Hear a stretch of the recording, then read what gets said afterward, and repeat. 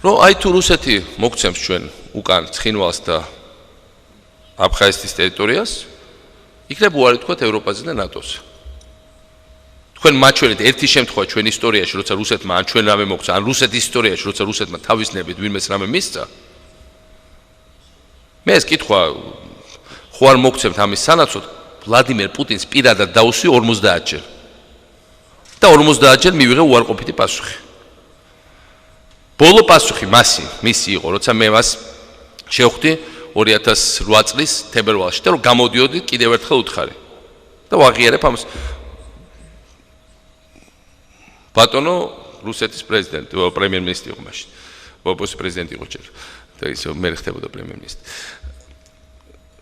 მართალია თუ არა, ჩვენ უარს ვიტყვით ევროპაზე და ნატოზე. ჩვენ დაგვიბრუნეთ ჩვენ ტერიტორიებს. მისი პასუხი იცით რა იყო? Мы не меняем ваши территории на вашу геополитическую ориентацию. Კითხეთ აგერავად ცოცხალი მოწმე.